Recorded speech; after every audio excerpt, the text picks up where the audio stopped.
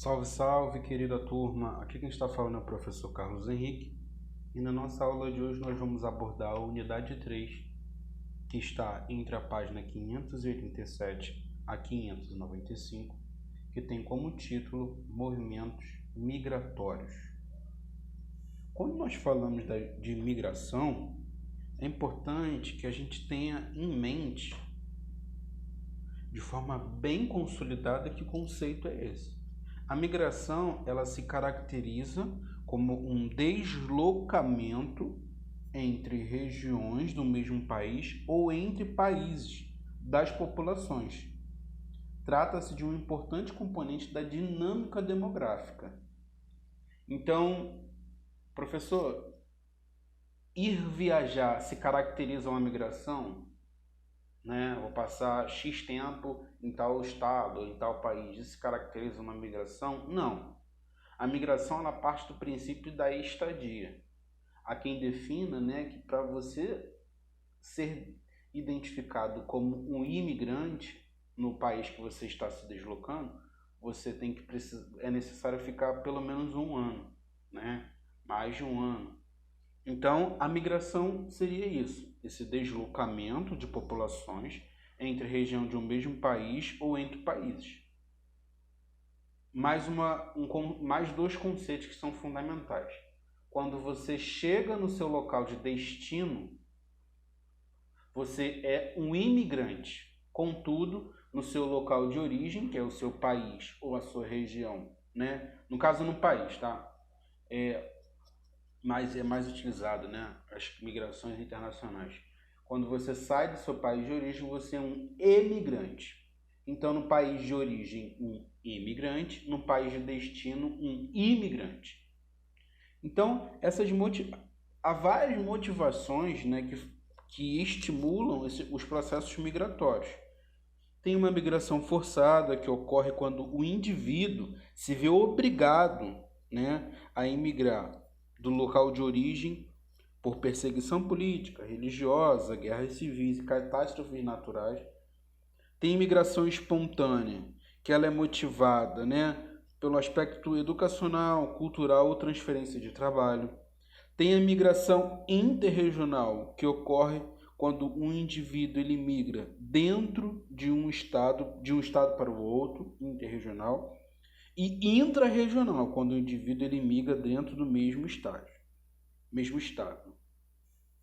Outro elemento que a gente tem que destacar é que a migração não é um fenômeno recente, A migração, ela é um fenômeno que faz parte do processo histórico das civilizações.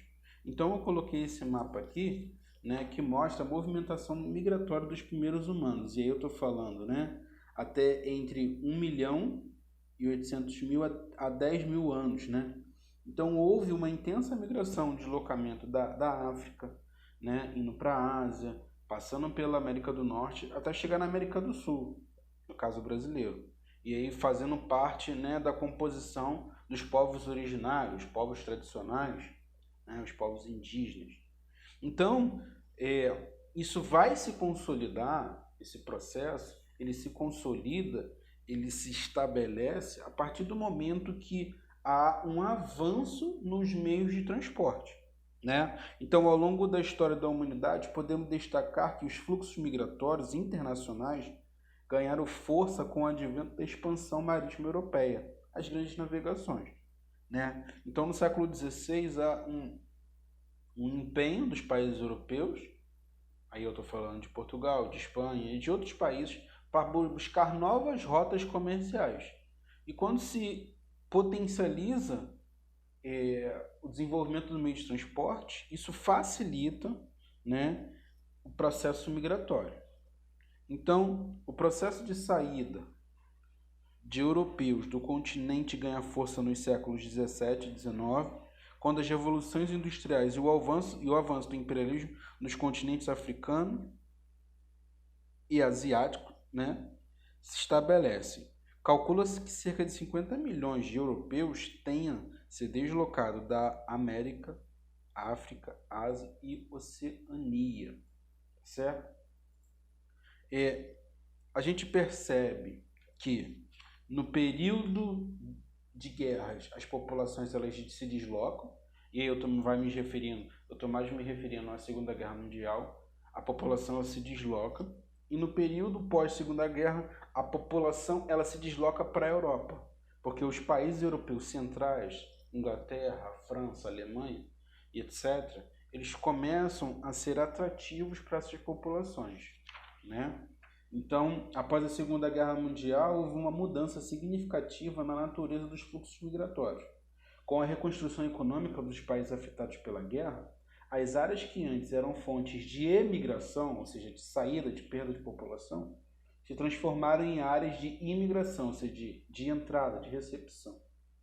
Entre as novas áreas de imigração, podemos citar a América Anglo-Saxônica, e eu estou falando dos Estados Unidos e Canadá, a América Ocidental, a Europa Ocidental, o Japão, a Austrália e a Nova Zelândia, né? Então existe um vai e vem desses processos. Mas quando há um deslocamento, cria-se certas cisões, certas rupturas, certos problemas provenientes da migração, né? Os imigrantes que conseguem entrar nos países desenvolvidos e sofrem com inúmeros problemas, né? Geralmente ocupam trabalhos que a população local não quer desenvolver, né? Em condições ilegais fazem trabalhos que os habitantes locais não querem fazer. O imigrante ele enfrenta ainda a questão da intolerância, do racismo e da discriminação, né? O ódio ao estrangeiro, que se configura como uma xenofobia, e o racismo cresce rapidamente no mundo globalizado, especialmente dentro desse contexto de uma perspectiva conservadora, né? E aí eu estou falando, por exemplo, com Donald Trump nos Estados Unidos, eu estou falando do presidente da Hungria, Viktor Orbán, eu estou falando do presidente do Brasil, Jair Bolsonaro, eu estou falando, e no caso, não é apenas conservador, né? Eu não vou configurar como conservador. Algumas propostas são reacionárias, né? E de extrema direita, né? Então são movimentos políticos, isso é um fenômeno global, que se opõem frontalmente, em alguns casos, ao imigrante, né? Segundo a ONU, o Alto Comissariado das Nações Unidas para Refugiados, né? Então vamos lá. A questão é que existe certos grupos de resistência, né? Então, além da procura por trabalho, conflitos étnicos e religiosos também são motivos de imigração das populações. Atualmente, grande parte dos imigrantes pertence a um grupo especial, são os refugiados. E aí os refugiados, segundo o Alto Comissariado das Nações Unidas, ele é definido como pessoas que saem do seu país de origem, podendo ou não regressar, né? Porque correm risco de ser mortas por perseguições religiosas, políticas e raciais. Esse é um outro problema também. Aí eu coloquei aqui, né, caravanas vindo da guerra da Síria, da Líbia e de conflitos na África, né, que buscam salvação, uma melhor qualidade de vida nos países europeus. E o intrigante é que existe uma relação entre os países que foram colônia e as metrópoles. Os países colonizados, a população muitas das vezes busca o seu país colônia. Há um grandíssimo número de brasileiros que estão em Portugal, por exemplo, né? Então existe uma tendência mundial do deslocamento, né, das populações de 96 a 2015, de acordo com o gráfico aqui. Então a gente percebe refugiados em busca de asilo, deslocamentos internos e proporção deslocada, né? Isso é uma dinâmica, é um fenômeno global. Só uma observação, desde 2011, quando a Acnur, que é o Alto Comissariado das Nações Unidas para Refugiados, anunciou que havia 42,5 milhões de deslocados forçados no mundo, esse número vem aumentando acentuadamente. E a cada ano, de 45,2 milhões em 2012 para 51,2 milhões em 2013 e 59 em 2014, isso vem se manifestando, vem ocorrendo cada vez mais. E aí, gente, a gente tem que também associar isso à questão, né, a questão, né, mesmo de guerras que vão estimular esse movimento e regimes autoritários, regimes opressores, ditatoriais, tá? Então, para amenizar essa situação dos refugiados, a Acnur, né, mais uma vez, é o Alto Comissariado das Nações Unidas para Refugiados, realiza a seguinte tarefa: providência, né, e asilo a refugiados que não querem voltar ao seu país de origem, ajuda os refugiados que preferem retornar ao seu país e depois que a situação se acalma, consegue realocação para refugiados, né, e por aí vai. Uma coisa que a gente tem que ter em mente é que não apenas os países europeus recebem refugiados, né, recebem ondas migratórias. A gente tem países na Ásia, na África, que recebem ondas muito maiores, né, de refugiados ou de imigrantes, né? O refugiado, ele é uma categoria de imigrante, tá? No caso, o refugiado, ele se desloca por questões de guerra. Ele corre o risco da morte, né? Por perseguição religiosa, etc.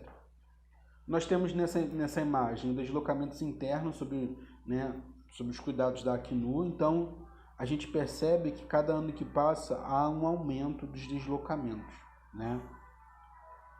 E as 10 principais nacionalidades que chegam ao Mediterrâneo em 2015, então, Síria, Afeganistão, Iraque, Eritreia, Paquistão e por aí vai, né? Então, há toda uma dinâmica de recebimento dos refugiados também, né, dentro do contexto mundial, e a gente percebe isso, né?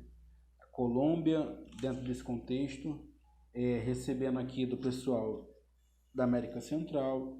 Então, nós temos a Síria, nós temos o Iraque, nós temos o Iêmen, né, o Sudão. Então, são fontes que acabam sendo receptoras, né, receptoras desses refugiados internos. Queridos, espero poder ter ajudado vocês na compreensão dessa aula. Qualquer dúvida, entre em contato, tá? Um grande abraço a todos e até a próxima.